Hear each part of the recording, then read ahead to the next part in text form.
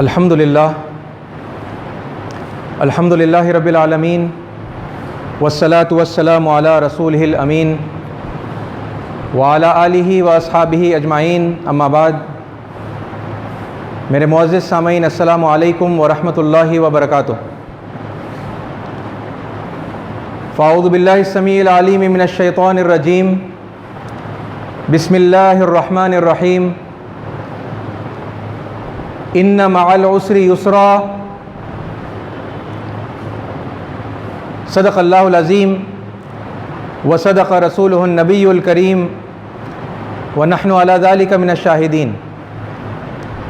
ساری تعریف، بڑھائی اور بزرگی سزاوار ہے اللہ رب العالمین کے لیے، جو میرا اور آپ کا اور اس پوری کائنات کا تنہا خالق، مالک، رازق اور پروردگار ہے، اور ہزاروں لاکھوں صلاۃ و سلام ہو اللہ کے آخری نبی حضرت محمد مصطفیٰ صلی اللہ علیہ وسلم پر، جنہوں نے اللہ کا آخری پیغام اللہ کے بندوں تک پہنچایا اور اس کا حق ادا کیا، اور اس پیغام کو تمام انسانوں تک پہنچانے کا سب سے آسان راستہ، سب سے آسان طریقہ ہمیں سکھایا۔ عزیز ساتھیو، مسلمانوں کی موجودہ صورتحال کے اوپر ہم اس سے پہلے تفصیل سے بات کر چکے ہیں، اور آئے دن بڑھتی ہوئی سختیاں اور بڑھتی ہوئی نفرتوں سے بھی ہم اچھی طرح سے واقف ہیں۔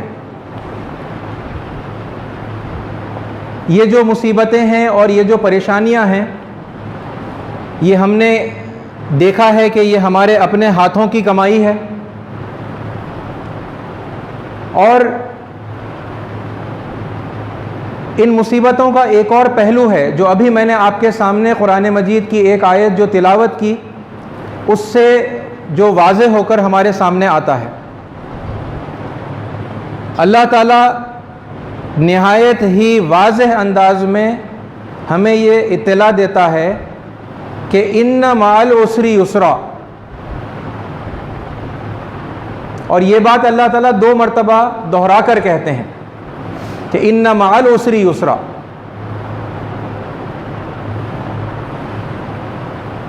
اس آیت کا عام طور پر جو ترجمہ کیا جاتا ہے وہ یہ ہے کہ ہر تکلیف کے بعد راحت ہے۔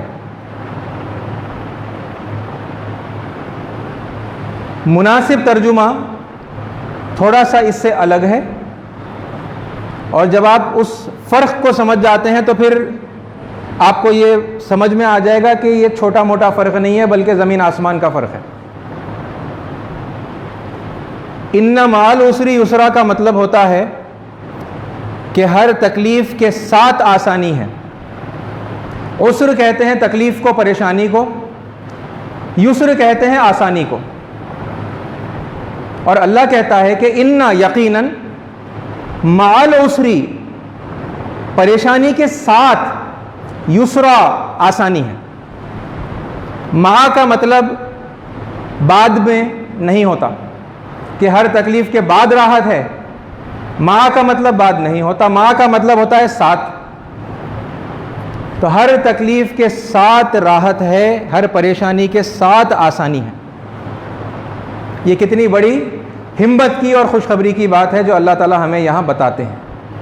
تو عزیز ساتھیوں، اب یہ پریشانیاں جن کے بارے میں ہیں، ہم کئی مرتبہ تفصیل سے اور کئی مرتبہ اشارتاً ذکر کر چکے ہیں، تو یہ پریشانیوں کے ساتھ ساتھ آسانیاں بھی ہیں۔ تو اللہ مومن کو یہ خبر کیوں دے رہا ہے کہ ہر پریشانی کے ساتھ آسانی ہے، ہر تکلیف کے ساتھ راحت ہے؟ یہ اسی لیے کہ ہم آسانیوں کا انتظار کرتے نہیں بیٹھیں، بلکہ ذرا اٹھیں اور اپنے آس پاس دیکھ لیں۔ اللہ کہہ رہا ہے کہ ہر تکلیف کے ساتھ راحت ہے، یعنی جہاں پریشانی پائی جا رہی ہے آس پاس ہی اس کی راحت کا، اس کے حل کا، اس کے سولوشن کا انتظام موجود ہے۔ اور ظاہر سی بات ہے کہ ہمیں پھر اپنے آپ کو بدلنا ہوگا، اس سولوشن کو تلاش کرنا ہوگا، اسے پہچاننا ہوگا، اور پہچان کر اسے اختیار کرنا ہوگا، اور پھر آپ اس آسانی کا لطف اٹھائیے، اس کا فائدہ اٹھائیے۔ جو اللہ تعالیٰ نے پریشانی کے ساتھ رکھ دی ہے۔ امت مسلمہ عام طور پر اس پرانے ترجمے کے مطابق سو جاتی ہے، ہر تکلیف کے بعد راحت ہے نا، ایسا بتایا گیا ہے، تو اب ہم وہ بعد کے دور کے آنے کے انتظار میں ہم اپنی عمریں گزار دیتے ہیں کہ بھئی ابھی بھی پریشانی، کل بھی پریشانی، پھر پرسوں بھی پریشانی آ رہی، بھئی مطلب بعد میں ہے نا، اللہ نے کہا بعد میں راحت ہے، حالانکہ اللہ نے نہیں کہا بعد میں راحت ہے، اللہ نے کہا کہ ہر پریشانی کے ساتھ آسانی ہے۔ تو یہ جو مشکل حالات جن کے اوپر ہم غور و فکر کر رہے ہیں اور ان کے حل کی تلاش ہم کر رہے ہیں، ان کے حل پر ہم بات کر رہے ہیں، تو عزیز ساتھیو، آج کے اس پرفتن دور میں بھی آپ یہ دیکھیں کہ اللہ تعالیٰ نے مصیبتوں کے ساتھ راحتیں اور مشکلات کے ساتھ آسانیاں رکھی ہیں۔ ایسا ہی ایک موقع آسانی کا، جہاں پر آپ اگر اسے سمجھیں اور اس کو اویل کریں تو آپ اپنے لیے ان پریشانیوں کا حل اور ان مصیبتوں سے نکلنے کی آسانیاں پا سکتے ہیں، چند دنوں میں آپ کے سامنے آ رہا ہے، ایک موقع آ رہا ہے۔ اور بھی موقع ہیں، میں ایک بڑے موقع کی طرف آپ کی توجہ مبذول کرنا چاہتا ہوں۔ یہ موقع ہے گیتا جینتی کا۔ آپ لوگوں سے اس سے پہلے کہ جو چند ہمارے جمعہ کے خطبے ہوئے، اس میں کسی حد تک تفصیل میں ہم نے یہ بات چیت کی ہے کہ دلیل کی اہمیت کیا ہوتی ہے، ایویڈنس کتنا امپورٹنٹ ہوتا ہے۔ آپ کوئی بھی بات کسی کو اگر سمجھانا چاہتے ہیں اور اس کے سامنے والے جس سے آپ بات کر رہے ہیں ان کو اگر ان کے سامنے اگر کسی بات کو ثابت کرنا چاہتے ہیں اور آپ یہ چاہتے ہیں کہ وہ اس حق بات کو مان لیں، تو پھر دلیل کہاں سے دی جائے گی؟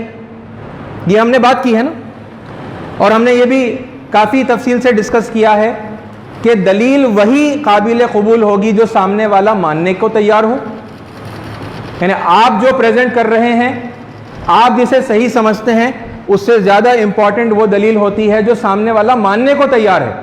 اور اگر وہ آپ کی پیش کردہ دلیل کو ڈسکارڈ کر دے، وہ کہے کہ بھئی یہ ہماری نہیں ہے، ہم نہیں مانتے، تو پھر ہم چاہے مطلب کتنی کوشش کر لیں، عام طور پر تو سامنے والے کو ہم منع نہیں پاتے۔ سامنے والا جس ڈاکیومنٹ کو، جس کتاب کو، جس شخصیت کو اپنے لیے الٹیمیٹ اتھارٹی سمجھتا ہے، اگر ہم اپنی بات وہاں سے ثابت کر دیں تو پھر انہیں ماننے میں بڑی آسانی ہو جاتی ہے، اور اس کے بعد وہ حق بات کو رد بھی نہیں کر سکتے۔ یہ ہم نے کافی تفصیل کے ساتھ میں اس سے پہلے کے کئی جمعوں میں ڈسکس کیا ہے، اور پچھلے جمعہ میں ہم نے یہ بات کی تھی کہ اللہ کے پیارے نبی صلی اللہ علیہ وسلم کو کون ایکسیپٹ کرے گا as an ultimate example, as an ideal example, ایک اسوہ حسنہ۔ اللہ کے نبی صلی اللہ علیہ وسلم اسوہ حسنہ تو ہیں، چاہے کوئی مانے یا نہ مانے، وہ ایک سب سے بہترین نمونہ ہیں، لیکن پھر جب آپ انسانوں کی طرف سے اس اینگل سے جب آپ دیکھتے ہیں کہ انسانوں میں سے کون انہیں اسوہ حسنہ مانے گا، تو پتہ چلتا ہے اللہ تعالیٰ نے کچھ کنڈیشنز بتائے ہیں، ہے نا، کہ جو کوئی اللہ تعالیٰ سے ملاقات کا یقین رکھتا ہو، آخرت کے دن کا یقین رکھتا ہو اور اللہ کو کثرت سے یاد کرتا ہو، وہی رسول اللہ کو ایکسیپٹ کرے گا کہ ہاں میرے لیے یہ اسوہ حسنہ ہیں۔ اور یہ تین کام نہیں کرنے والے، ان کے سامنے اگر آپ رسول اللہ صلی اللہ علیہ وسلم کو as an ideal example, as a best example, اسوہ حسنہ پیش کریں گے تو وہ نہیں مانے گا۔ جب وہ اللہ ہی کو نہیں پہچانتا اور آخرت کے دن کا یقین نہیں ہے اور وہ اللہ کو یاد نہیں کرتا، تو عام طور پر وہ پھر اللہ کے نبی صلی اللہ علیہ وسلم کو ایکسیپٹ نہیں کرے گا، ہے نا۔ تو ایسے سچویشن میں کیا کیا جائے گا؟ تو ہم نے یہ دیکھا تھا کہ سامنے والا، اللہ کا طریقہ کیا ہے، یہ آپ کے سامنے یہ بات آئی تھی، اشارتاً ہی آئی تھی، اور میں چاہتا تھا کہ قرآن کے ایگزامپلس کو ہم پہلے ذرا ڈیٹیل میں ڈسکس کر لیں اور نون سے ان نون کی طرف جائیں۔ میں نے یہ بات کہی بھی تھی آپ لوگوں کو جمعہ میں کہ ہم نون سے ان نون کی طرف جائیں، کہ پہلے یہ دیکھ لیں کہ قرآن میں ابراہیم علیہ السلام کا ذکر کرنے کی کیا ضرورت پیش آ گئی، اور موسیٰ اور عیسیٰ علیہم السلام اور دیگر پیغمبروں کا ذکر کیوں کر دیا گیا، اور دیگر کتابوں کا جب قرآن آ گئی ہے اور جب پیارے نبی صلی اللہ علیہ وسلم، محمد عربی صلی اللہ علیہ وسلم جب موجود ہیں، تو پھر اب دوسروں کا نام لینے کی کیا ضرورت ہے ہے نا.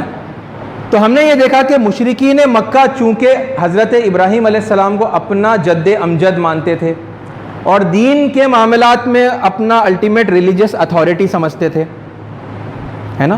تو لہٰذا اللہ تعالیٰ نے کیا کیا، انہوں نے جب رسول اللہ کو انکار کر دیا، ریجیکٹ کر دیا، تو انہیں بتایا کہ میری دعوت، میں جو حق آپ کے سامنے پیش کر رہا ہوں، یہ وہی ہے جو تمہارے باپ ابراہیم علیہ السلام نے پیش کیا تھا.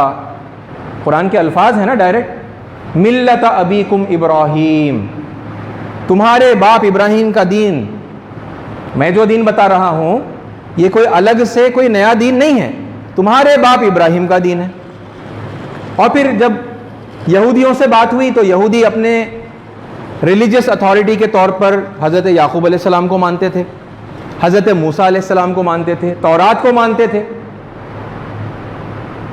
تو ان کے سامنے حضرت یعقوب کے حوالے سے بات رکھی گئی کہ میں جو بتا رہا ہوں یاد کرو، یعقوب علیہ السلام نے بھی وہی کہا تھا، یاد کرو فلاں موقع پر موسیٰ علیہ السلام نے بھی یہ وہی کہا تھا، یہی بات تورات کے اندر درج ہے نا. اور پھر اسی طرح کا مکالمہ، اسی طرح کی گفتگو عیسائیوں سے ہوئی. جب عیسائیوں نے محمد صلی اللہ علیہ وسلم کو اور آپ کی پیش کردہ حق بات کو ماننے سے انکار کیا تو رسول اللہ صلی اللہ علیہ وسلم کو اللہ نے کیا بتایا طریقہ، کہ حضرت مریم علیہ السلام اور حضرت عیسیٰ علیہ السلام اور انجیل کے حوالے سے یہ ثابت کر دیا گیا کہ میں جو بات بتا رہا ہوں حضرت عیسیٰ نے بھی وہی بات بتائی تھی، انجیل میں بھی وہی بات ہے. یعنی جس کتاب کو وہ پہلے سے مانتے ہیں اور جس شخصیت کو وہ پہلے سے مانتے ہیں انہی کے حوالے سے سچائی کو ثابت کر دیا گیا.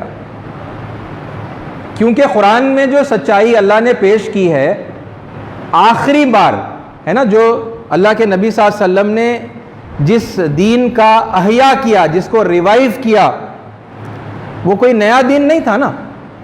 اللہ کے نبی صلی اللہ علیہ وسلم لاسٹ میسنجر ہیں، اسلام کے فاؤنڈر تھوڑی ہیں، آخری پیغمبر ہے نا، سیل آف پروفیٹس ہیں، خاتم النبیین ہیں. یعنی یہ دین پھر اس سے پہلے سے موجود ہے. تو کب سے موجود ہے؟ تو پتہ چلا آدم علیہ السلام سے موجود ہے.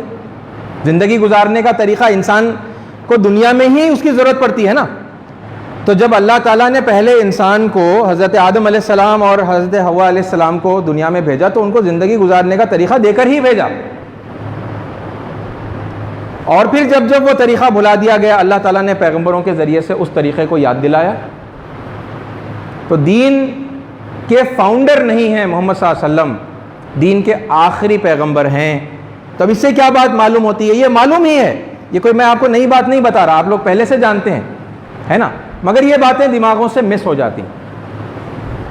تو جب یہ دین کو ریمائنڈ کیا جا رہا ہے تو کیوں ریمائنڈ کیا جا رہا ہے، یہ بھی ایک سوال پیدا ہوتا ہے. کیونکہ آج اگر آپ دیکھیں گے، اور ہر زمانے میں بھی ایسے ہی ہوا ہے کہ دین کے نام پر ہی فساد، آج جو ہم دیکھ رہے ہیں انڈیا کے اندر خاص طور پر جو دھرم کے نام پر اور دین کے نام پر جو ٹینشن جو پیدا ہو رہا ہے اور اس کی وجہ سے فسادات ہو رہے ہیں، رائٹس ہو رہے ہیں، یہ دین کی وجہ سے ہی ہے نا، دین کی بنیاد پر ہی ہے. اگر یہ فساد چلتا رہا تو کسی کو پہلے اور کسی کو بعد میں نقصان پہنچنا ہی ہے. یعنی جو مائنورٹی رہے گی، یعنی مسلمان رہیں گے، ان کو نقصان پہلے پہنچ جائے گا. لیکن ایسا نہیں ہے کہ پھر جو نقصان پہنچا رہے جو ہندو بھائی ہیں ہمارے وہ بچ جائیں گے. اس کا نقصان پلٹ کر ان کے پاس بھی آئے گا، تھوڑا بعد میں آئے گا. تو اللہ نے جب دین بھیجا ہے تو مسائل سے بچنے کے لیے نا، اس زندگی کو خوبصورت بنانے کے لیے انسان یہاں پر مل جل کر ایک دوسرے کو فائدہ پہنچاتے ہوئے اچھی زندگی گزاریں، امن کے ساتھ میں رہیں، شانتی کے ساتھ میں رہیں، ترقی کریں. اسی کے لیے اللہ تعالیٰ نے دین دیا ہے نا. تو اب دین جب نیا نہیں ہے اور دین پہلے بھی دیا جا چکا ہے نا، تو پھر اب ہمیں کرنا کیا ہے؟ ہمیں کرنا یہ ہے کہ اسی دین کی تعلیمات کو لوگوں کو یاد دلانا ہے نا. جب آپ یاد دلائیں گے تو کیا ہوگا؟ دو چیزیں ہوں گی. جب دین کی حقیقی تعلیمات اور اس کا حقیقی مقصد جب لوگوں کے سامنے واضح ہوگا تو لوگ با اخلاق ہوں گے. اور وہ با اخلاق ہوں گے. اس کے ساتھ ساتھ پھر کیا ہوگا؟ جب انہیں یہ پتہ چلے گا، کیونکہ وہ نہیں جانتے، جب انہیں پتہ چلے گا کہ جو تعلیم یہاں آپ کو قرآن سے یا اسلام کے نام سے جو بتائی جا رہی ہے یہ کوئی نئی تعلیم نہیں ہے، بلکہ یہ وہی تعلیم ہے جو آپ کو بھی دی گئی تھی، جو آپ کے پاس موجود ہے، جو آپ کے بڑوں نے سکھائی ہے، جو آپ کی کتابوں میں موجود ہے، تو پھر کیا ہوگا؟ ارے یہ وہی بات ہے. یہ جب کلیئرٹی ان کو آئے گی تو پھر جو جھگڑے کی بنیاد ہے وہ ختم ہو جائے گی. لوگ سمجھ جائیں گے کہ ارے بھائی ہم جس چیز کو الگ سمجھ کر جھگڑ رہے تھے اور اپنے آپ کو حق پر اور دوسروں کو باطل اور غلطی پر سمجھ کر ہم ان کو کمتر، اپنے آپ کو بڑھتر سمجھ کر، ہے نا، اپنی مذہبی سپیریورٹی کی ہم بات کر رہے تھے. اور یہ بات جب کلیئر ہو جائے گی کہ بھائی جو ان کے پاس حق ہے، جو ہمارے پاس حق ہے، وہ تو سیم ہے اور ہمارا جھگڑا بے بنیاد تھا، تو پھر کیا ہوگا؟ لوگ آپس میں یونائٹ ہوں گے، لوگ آپس میں متحد ہوں گے نا. ایسا ہی ہوا نا جب نبی کریم صلی اللہ علیہ وسلم نے لوگوں کے سامنے حق بات یاد دلائی. مشرکین مکہ کو جب بتایا کہ میں جو بات پیش کر رہا ہوں وہ حضرت ابراہیم علیہ السلام کی بات ہے، تو ہوا کیا؟ جھگڑا ختم ہوا نا. اور یہودیوں کے سامنے جب بتایا گیا کہ میں جو بات پیش کر رہا ہوں حضرت یعقوب، حضرت موسیٰ نے وہی بات بتائی تھی، تورات میں وہی بات ہے، تو جھگڑا ختم ہوا نا اور وہ حق پر آ گئے نا. انہوں نے سچائی کو مان لیا، وہ حق پر آ گئے. اور وہی چیز عیسائیوں کے معاملے میں ہوئی. تو عزیز ساتھیوں، اس اصول پر چلتے ہوئے ہندوستان میں ہمیں کیا کرنا چاہیے؟ یہاں پر اب اور ذرا یہاں کے حالات کے سلسلے میں بات کرنے سے پہلے ایک اور چھوٹی سی وضاحت میں آپ کے سامنے کر دوں. وقت بہت کم ہوتا ہے، زیادہ تفصیل میں نہیں جا سکتا. دیکھیے، اللہ تعالیٰ نے ہمیں یہ خبر دی ہے وَلِكُلِّ أُمَّةٍ الرَّسُولِ، ہر امت میں ہم نے رسول بھیجے ہیں. وَلِكُلِّ قَوْمٍ ہاد، ہر قوم میں ہادی آئے ہیں، ہر قوم میں ہادی آئے ہیں، ہر امت میں رسول آئے ہیں، لازماً آئے ہیں. یہ کون بتا رہا ہے؟ یہ اللہ ہمیں بتا رہا ہے، قرآن میں بتا رہا ہے. تو اب یہ سوال پیدا ہوتا ہے کہ کیا ہندوستان میں رسول آئے ہوں گے یا نہیں آئے ہوں گے؟ یہ کوئی شک کی بات ہے یا بغیر کسی شک کے، بغیر کسی جھجک کے ہمیں کہنا چاہیے کہ ہندوستان میں بھی رسول لازماً آئے ہیں؟ قرآن کی آیتوں کی روشنی میں بتائیے کیا ہونا چاہیے ہمارا جواب؟ میں بھی آئے ہوں گے، میں بھی، میں ناٹ بھی ہونا چاہیے، یا ڈیفینیٹلی آئے ہیں ہونا چاہیے؟ کیا ہے ہمارا جواب؟ جی ڈیفینیٹلی آئے ہوں گے، کیونکہ اللہ بتا رہا ہے بھائی کہ ہر امت میں رسول آئے. تو جب رسول آئے تو پھر کتابیں بھی آئی ہیں. اور اللہ یہ خبر ہمیں کیوں دے رہا ہے کہ ہم نے ہر امت میں رسول بھیجے؟ جگہ جگہ کتابیں نازل کی گئی ہیں، جگہ جگہ ہادی آئے ہیں. یہ اللہ یہ خبر کیوں دے رہا ہے؟ What is the purpose of this information? بھائی اللہ کوئی بات بتاتا ہے تو بے مقصد فضول تو نہیں بتاتا نا، اس کے پیچھے کوئی پرپس ہوگا. تو پرپس کیا ہے؟ پرپس یہی ہے کہ اللہ تعالیٰ نے جب جب ہدایت نازل کی، جن جن بڑوں کے ذریعے سے نازل کی ہیں، ان سے ریلیٹڈ جتنے لوگ دنیا میں باقی ہیں، اللہ تعالیٰ نے ان کی تعلیمات کو محفوظ کر کے رکھا ہے. جیسے انجیل کے اندر توحید، آخرت، رسالت محفوظ ہے آج بھی. اس میں نیو ٹیسٹمنٹ کو انجیل کہتے ہیں بائبل کے، جو اولڈ ٹیسٹمنٹ ہے وہ تورات ہے. وہاں پر بھی توحید، آخرت، رسالت اللہ تعالیٰ نے محفوظ کر کے رکھی ہے آج بھی، آج کے اولڈ ٹیسٹمنٹ کے اندر. تو یہاں جو کتابیں پائیں جائیں، اب دیکھیے آپ میکینزم دیکھیے، آپ نے حق بات کی طرف لوگوں کو بلایا. کیوں بلایا؟ ان کی خیر خواہی میں، تاکہ وہ با اخلاق ہو جائیں، مورلائز ہو جائیں، تاکہ ان کے اندر اور ہمارے اندر، سب کے اندر اتحاد پیدا ہو جائے، سب مل جل کر امن کے ماحول میں ترقی کریں. اسی لیے نا. تو جب یہ بات آپ کو جا کر بتانی ہے، اللہ نے آپ پر اور مجھ پر یہ ذمہ داری بھی رکھی ہے نا، فرض ہے نا دعوت کا کام کرنا. تو پھر جب آپ جا کر ان سے کہیں گے، ان کو بلائیں گے حق بات کی طرف کہ دیکھو ایشور کے علاوہ اور کوئی اپاسنا کے یوگ نہیں ہے، یعنی اللہ کے علاوہ اور کوئی عبادت کے لائق نہیں ہے، جب آپ یہ ان سے کہیں گے تو وہاں سے یہ جواب آ سکتا ہے کہ بھائی ٹھیک ہے، آپ ایسا مانتے ہوں گے، آپ مانیے، ہم تو ایسا نہیں مانتے، ہمارے پاس تو کچھ اور تعلیم ہے. تو پھر انہیں اس بات کو ثابت کرنے کے لیے کیا اللہ تعالیٰ وہاں کے ایویڈنسز کو محفوظ نہیں رکھے گا؟ یعنی رسول اللہ کے لیے تو اللہ تعالیٰ نے ایویڈنسز محفوظ کر کے رکھے تھے، نبیوں کی تعلیمات بھی جب لوگوں کو یاد دلائی گئی ان کو یاد آ گئی، اور کتابوں کے حوالے سے جب ان سے بات کیا گیا تو ان کو اس بات پر وہ آبجیکٹ نہیں کر پائے کہ نہیں بھائی انجیل میں تو ہمارے پاس ٹرینٹی ہی لکھی ہوئی ہے، کانسیپٹ آف ون گاڈ نہیں ہے۔ ایسا کوئی جواب آپ کو ملا عیسائیوں کے پاس سے؟ وہاں پر تو اللہ تعالیٰ نے ایویڈنسز محفوظ کر کے رکھے ہیں، اور پتہ چلا ہمیں اللہ تعالیٰ نے یوں ہی پیدل چھوڑ دیا۔ ہم جب یہاں بات کرنے جائیں گے ہماری ہندو قوم سے تو ہم ان کے سامنے ان کی کتابوں سے بات نہیں کر پائیں گے؟ ضرور بات کر پائیں گے، کیونکہ اللہ تعالیٰ نے یہاں پر جو کتابیں نازل کی ہیں ان کے اندر جو حق کی تعلیم ہے اس کو اللہ تعالیٰ نے جو کا تو محفوظ رکھا ہے۔ اور ہمارے ہندو بھائیوں سے اگر آپ پوچھیں گے کہ الہامی کتابیں کون سی ہیں تو وہ آپ کو بتائیں گے کہ وید، ان کے حساب سے وید الہامی کتابیں ہیں، یعنی اللہ کی نازل کردہ کتابیں، اپنشد اللہ کی نازل کردہ کتابیں، اور بھگوت گیتا اللہ کی طرف سے نازل کردہ کتاب ہے، یہ وہ مانتے ہیں۔ اور جب آپ سٹڈی کریں گے، ہے نا، آپ سنسکرت بھی سیکھیں گے، آپ لینگویج کو ڈائریکٹلی سمجھیں گے، جیسا ہم کوشش کریں نا عربی کو ڈائریکٹ سمجھنے کی اور بات کرنے کی، ویسے اگر وہاں سے آپ سمجھیں گے تو پھر آپ کو سمجھ میں آئے گا کہ وہاں تو خالص توحید ہے، ایک ایشور کی اپاسنا، ایک اللہ کی عبادت بھری پڑی ہے گیتا کے اندر۔ شرک کا کھنڈن، شرک کو کنڈیم کیا گیا ہے، ایک اللہ کے ساتھ کسی اور کی بندگی، کسی اور کی اپاسنا اس ایک پرمیشور کے علاوہ بہت بڑا جرم ہے، ویدوں کے مطابق بھی، گیتا کے مطابق بھی۔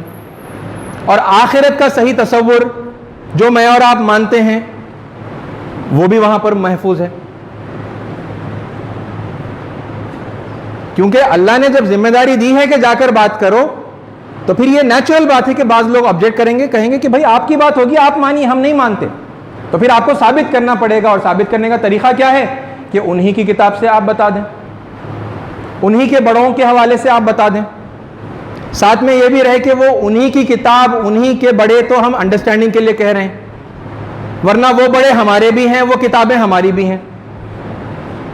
انجیل اور تورات اور زبور پر ہمارا ایمان ہے نا، اور موسیٰ علیہ السلام اور ابراہیم علیہ السلام اور عیسیٰ علیہ السلام پر ہمارا ایمان ہے نا، یعنی ان کے بڑوں کو کاٹ کر، ان کی کتابوں سے ان کو کاٹ کر قرآن سے جوڑنا، محمد صلی اللہ علیہ وسلم سے جوڑنے کا طریقہ اللہ کا طریقہ نہیں ہے، بلکہ وہاں سے ہمیں اپنا رشتہ پہلے جوڑنا ہوگا، اور پھر وہ جوڑ کر ہم بتائیں گے کہ بھائی وہ ہمارے بھی بڑے ہیں، وہ کتابوں پر ہمارا بھی ایمان ہے، اور دیکھیے وہی تعلیم جو قرآن میں بتائی گئی ہے آپ کے پاس بھی ہے، یہ جھگڑا کس بات کا لے کر بیٹھے ہیں؟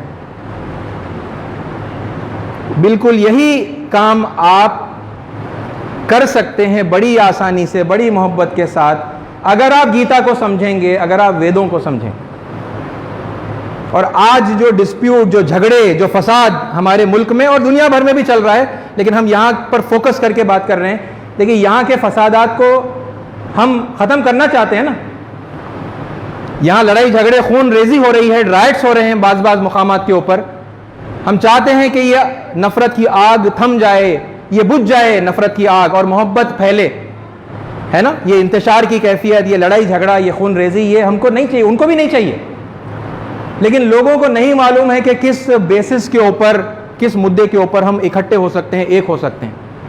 اس کا موقع اللہ تعالیٰ نے ایک اور، ویسے تو لگاتار موقع جاتے جا رہے ہیں ہمارے ہاتھ سے، ایک اور بڑا موقع اللہ تعالیٰ نے دیا ہے کہ 14 دسمبر کو گیتا جینتی آ رہی، یعنی ہر سال گیتا کے نزول کو ہماری جو ہندو قوم ہے وہ سیلیبریٹ کرتی ہے، اور یہ جو دن آ رہا ہے یہ 5138 اینیورسری آف بھگوت گیتا ہے، 5138واں سال ہے یہ گیتا کے نزول کا ان کے مطابق۔ عزیز ساتھیوں، یہ موقع ہے جہاں پر آپ پھر اگر کچھ چیزیں گیتا کے حوالے سے جان لیں تو اپنے قوم سے جا کر آپ ایک تعلق پیدا کر سکتے ہیں، کر کے پھر ان کو بتا سکتے ہیں کہ دیکھیے ہم جو ایمان رکھتے ہیں جن باتوں پر، ایک اللہ کو مانتے ہیں، آخرت کو مانتے ہیں، یہ تو وہی باتیں ہیں جو آپ کے پاس پائی جاتی ہیں، یہ ہمارا دین اور آپ کا دین الگ نہیں ہے، بات سمجھ آ رہی ہے آپ لوگوں کو؟ جو دین اللہ تعالیٰ نے دیا ہے ہر پیغمبر کے ذریعے سے وہ دین اسلام ہی ہے، اور اس کی سچی تعلیمات کو اللہ نے باقی رکھا ہے ہر جگہ پر، اللہ نے پریزرو کیا ہے۔ کس کے لیے؟ میرے اور آپ کے لیے، تاکہ ہم جائیں اور یہ محبت کا ہاتھ بڑھائیں، ہم ان کے ساتھ قومی رشتے کے ساتھ ساتھ دینی رشتہ بھی جوڑیں، جیسا اللہ کے رسول صلی اللہ علیہ وسلم نے مشرکین مکہ کے ساتھ کیا تھا، ہے نا؟ اور ان کو بتائیں، جیسا وہاں بتایا تھا نا تمہارے باپ ابراہیم کا دین ہے، آپ یہاں پر بتائیے آپ کے باپ منو مہاراج کا دھرم ہے۔ یہ نوح علیہ السلام کو ہماری ہندو قوم منو مہاراج کے نام سے جانتی ہے۔ ویسے منو نام نہیں ہے، منو ایک ٹائٹل ہے، جیسا رسول ایک ٹائٹل ہوتا ہے ویسا منو ایک ٹائٹل ہے۔ تو 14 منو بڑے منو ہوئے ہیں ہندوستان کی تاریخ میں، اس میں سے ایک ہے مہاجل پلاون والے منو، سیلاب عظیم والے منو، اور وہی واقعہ جو قرآن میں ہم جانتے ہیں نوح علیہ السلام کے سیلاب کا، وہ ان کے پاس ان کے ریلیجس ٹیکسٹ کے اندر پایا جاتا ہے۔ اور ہماری ہندو قوم یہ کہتی ہے کہ ہم انہی کی اور ان کے بیٹوں کی سپت رشی کی سنتان ہیں، یعنی یہاں یہ مانا جاتا ہے کہ نوح علیہ السلام کے 7 بیٹے تھے، اور اب ہندوستان میں بسنے والے جتنے لوگ ہیں یہ انہی رشیوں کی اولاد ہے۔ آپ کا دینی تعلق نہیں ہے نوح علیہ السلام سے، ہے نا؟ یہ وہ رشتے ہیں جو اس موقع پر اللہ آپ کے سامنے لا رہا ہے کہ آپ حالات کو سدھار لیں، آپ اس موقع کو اویل کریں، آپ ان کے پاس جائیں، آپ ان سے بات کریں۔ اور گیتا کے سلسلے میں 1-2 باتیں اور۔ عزیز ساتھیوں، دیکھیے جو کتابوں کا نام لے کر اللہ تعالیٰ نے قرآن میں مینشن کیا ہے ان پر تو ایمان لانا لازم ہے نا؟ اور جن پیغمبروں کا نام لے کر اللہ تعالیٰ نے قرآن میں مینشن کیا ہے ان پر تو ایمان لانا لازم ہے۔ ویسے تو ہم اجمالاً یہ ایمان رکھتے ہیں کہ اللہ تعالیٰ نے 1,24,000 پیغمبر بھیجے ہیں، ہمارا سب پر ایمان ہے، لیکن نام کے ساتھ ہم کن کو جانتے ہیں؟ انہی کو جانتے ہیں جن کا نام قرآن میں آیا۔ اس میں تو کوئی کمپرومائز کی گنجائش نہیں ہے، یعنی کوئی مسلمان یہ نہیں کہہ سکتا کہ میں سب کو تو مانتا ہوں، صرف ایک عیسیٰ علیہ السلام کو نہیں مانتا۔ اگر وہ ایسا کرے گا تو کیا ہوگا؟ اس کا ایمان کم نہیں ہوگا، وہ سیدھا سیدھا ایمان سے باہر ہی ہو جائے۔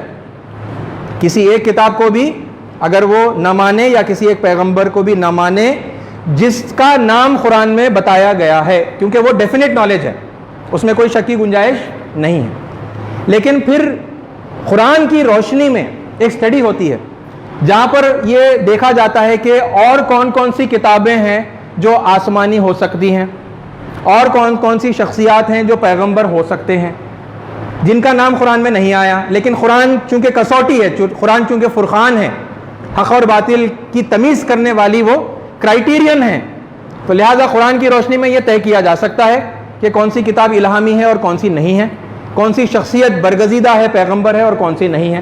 یہ رہا ایک ڈیریویٹو معاملہ، ڈیرائیو کرنا، قرآن کی روشنی میں کچھ باتوں کو، کچھ یعنی شخصیتوں کے بارے میں، کتابوں کے بارے میں انفارمیشن ڈیرائیو کرنا۔ ڈیرائیوڈ انفارمیشن کے بارے میں یہ ان لوگوں پر لازم نہیں ہے اپنا ایمان ڈکلیئر کرنا جنہوں نے وہ سٹڈی نہیں کی، لیکن جس کسی نے پھر سٹڈی کر لی ہے اور قرآن کی روشنی میں یہ واضح ہو گیا ہے کہ یہ کتاب تو اللہ کا کلام ہی ہے، اس کے علاوہ کوئی اور چیز نہیں ہو سکتی، یہ فلاں شخصیت پیغمبر ہی ہے، یہ غیر پیغمبر نہیں ہو سکتے، جس پر یہ بات واضح ہو چکی ہے، تو پھر ان پر اللہ تعالیٰ کی طرف سے یعنی کہ ذمہ داری عائد ہوتی ہے کہ پھر وہ اپنا اعلان کریں۔ ٹھیک ہے، تو لہٰذا آپ لوگوں کو یہ کوئی اعلان کرنے کی ضرورت نہیں ہے اگر آپ کی کوئی سٹڈی نہیں ہوئی، ٹھیک ہے، جس کی سٹڈی ہوئی اسے اعلان کرنا ہے۔ تو میں اس بات کو بھی آپ کے سامنے اعلان کر دوں کہ میں اب تک میری سٹڈی کے حساب سے میں کیا سمجھا ہوں۔ قرآن کی روشنی میں نے گیتا کو کلام الہی پایا ہے۔ اوکے، گیتا اللہ کی نازل کردہ کتابوں میں سے ایک کتاب ہے اور میرا اس پر ایمان ہے، ٹھیک ہے۔ اور اسی طرح شری کرشن جو ہیں، ویسے ان کی الگ الگ حیثیتوں سے وہ ہیں، بہرحال پیغمبر کی بھی ایک حیثیت ہے، ٹھیک ہے، تو ان کو قرآن کی روشنی میں اپنی سٹڈی کے مطابق میں نے پیغمبر پایا ہے اور ان پر بھی میں اپنے ایمان کا اعلان کرتا ہوں۔ یہ آپ لوگوں کے لیے ضروری نہیں ہے، ٹھیک ہے، آپ لوگ پہلے سٹڈی کر لیں، کیونکہ آپ لوگوں کے سامنے میں نے وہ جنرل انفارمیشن ابھی رکھ دی کہ ہر امت میں رسول آئے ہیں، ہر قوم میں ہادی آئے ہیں، جگہ جگہ اللہ تعالیٰ نے کتابیں دی ہیں ہدایت کے لیے، ٹھیک ہے. تو پھر یہاں پر کون ہے نا, اس پر جو کویشچن مارک ہے اس کے سلسلے میں میں نے یہ بات آپ کے سامنے رکھی. تو عزیز ساتھیوں, یہ موقع ہمارے سامنے آ رہا ہے, اور اس موقع کے تعلق سے ایک اور بڑی سمپل اور مطلب آخری بات. دیکھیے, شری کرشن کے بارے میں جو کچھ بھی کہا جاتا ہے, اچھا بھی کہا جاتا ہے, برا بھی کہا جاتا ہے, اس سلسلے میں ایک مسلم ہونے کی حیثیت سے میرا اور آپ کا رویہ کیا ہونا چاہیے, یہ کلیئر رہے. ٹھیک ہے, کیونکہ اگر دیکھیے کتاب ہے یعنی گیتا ہے اور کرشن, یہ دونوں کا تعلق ہے نا, شری کرشن کا اور گیتا کا بڑا گہرا تعلق ہے. میں اسی لیے انہی دونوں کے اوپر ابھی بات کر رہا ہوں, میں اور بات کو پھیلا نہیں رہا, دوسری شخصیتوں پر میں نہیں جا رہا. کسی کتاب کی ڈس رسپیکٹ کرنا, دراصل وہ صرف اس کتاب کی ڈس رسپیکٹ کرنا نہیں ہوتا, بلکہ اس سے ریلیٹڈ جتنے کروڑوں لوگ ہیں ان سب کے دل کو مجروح کرنا ہوتا ہے نا. یعنی اگر کوئی غیر مسلم قرآن کو اٹھا کر قرآن کی توہین کرے اور رسول اللہ کی شان میں گستاخی کرے, تو وہ صرف کوئی ایک شخصیت کی گستاخی اور ایک کتاب کی توہین نہیں ہوئی, بلکہ پوری مسلم کمیونٹی کی دل آزاری ہوئی, ان کو تکلیف پہنچانا ہوا نہیں ہوا. بالکل اسی طرح کوئی بھی شخصیت, وہ پیغمبر ہیں نہیں ہیں وہ ایک الگ بات ہے, لیکن اگر وہ اپنی قوم کے لیے محترم ہیں تو ان کی ڈس رسپیکٹ کرنا یعنی پورے قوم کی ڈس رسپیکٹ کرنا ہے, ان کا مذاق اڑانا پورے قوم کا مذاق اڑانا ہے, اس کتاب کی توہین کرنا اس پوری قوم کی توہین کرنا ہے نا. یہ بات کامن سینس کی بات ہے. اس معاملے میں اللہ تعالیٰ کی کیا ہدایت ہے وہ واضح ہو جائے, کیونکہ ویسے تو یہ باتیں شاید کم ہو گئی ہیں پچھلے مطلب دنوں میں آتے آتے, لیکن اس سے پہلے مسلمان کرتے تھے کھل کھل کر. ٹھیک ہے, شری کرشن کے بارے میں بدتمیزی کی باتیں, بچپن میں ماکھن چرانے کی باتیں, اور بہرحال جوانی میں اور غیر مناسب جو ہے لڑکیوں کے ساتھ ان کے رویے کے بارے میں. اور ایک اور بڑی سمپل کامن بات جو تقریباً بہت سارے لوگوں کی زبانوں پر ہوتی ہے کہ وہ متھ ہیں اور مائتھولوجی ہیں, وہ ایک افسانہ ہے, ایسے ہی کہتے ہیں نا. وہ کیا ہے, مہابھارت کیا ہے, ایک متھ ہے, ایک کہانی ہے, افسانہ. دیکھیے اللہ تعالیٰ اس سلسلے میں کیا حکم دیتا ہے. اللہ صاف کہتا ہے اور حکم دیتا ہے, وَلَا تَسُبُّوا الَّذِينَ يَدْعُونَ مِن دُونِ اللَّهِ, جن لوگوں کو وہ اللہ کے علاوہ پکارتے ہیں انہیں برا بھلا مت کہو, انہیں گالی مت دو. اور اللہ ریزن بھی بتاتا ہے آگے, فَيَسُبُّ اللَّهَ عَدْوًا بِغَيْرِ عِلْمٍ, کیونکہ آپ جب انہیں گالی دیں گے تو انجانے میں وہ پلٹا کر اللہ حقیقی رب کو گالی دیں گے. وہ ایسا ہی ہو رہا ہے نا آج. ہم نے متھ مائتھولوجی اتنا کہا, اب وہ ریاکشن میں آ رہا ہے, آپ کے سامنے بھی آیا ہوگا کہ محمد صلی اللہ علیہ وسلم بھی متھ ہیں, نعوذ باللہ مائتھولوجی ہیں, اور مکہ نام کا آج سے 1400 سال پہلے کوئی شہر نہیں تھا, یہ سب انہوں نے گھڑ لیا ہے. متھ ہے, مائتھولوجی ہے, یہ جواب میں آ رہا ہے. اور اللہ کو لوگ برا بھلا کہہ ہی رہے ہیں, آپ لوگ جانتے ہیں. یہ کیوں؟ کیونکہ ہم نے کہا اللہ کے حکم کی نافرمانی کر کے ہم گنہگار ہوئے ہیں. اللہ نے صاف, اب مت کہنا کتنی بڑی گالی ہے آپ سوچئے, مطلب جس کو وہ اپنا سب کچھ مان کر بیٹھے ہوئے ہیں, آپ کہہ رہے ہیں کہ وہ ہے ہی نہیں, ان کا وجود ہی نہیں ہے, کہانی ہے, افسانہ ہے. یعنی سرے سے آپ نے ان کا کچھ بھی ریکگنائز کرنے سے انکار کر دیا, اور اتنا مطلب برا آپ نے کٹ کر دیا کہ وہ تو کہانی ہے, محض افسانہ, کسی نے لکھ دیا, فکشنل کیریکٹر. ایسا کہنے کا, اس طریقے کی توہین کرنے کا کسی مسلمان کو کسی شخصیت کے بارے میں بھی حق نہیں. اللہ کا حکم ہے, اگر کر رہے ہیں تو اللہ تعالیٰ کے حکم کی نافرمانی کر رہے ہیں. عزیز ساتھیوں, پھر ایک بار میں وہی بات دہرا رہا ہوں.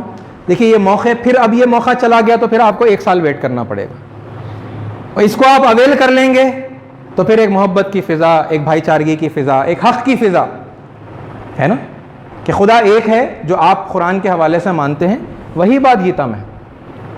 ٹھیک ہے, آخرت کا صحیح تصور جو آپ مانتے ہیں وہی بات ہے گیتا میں.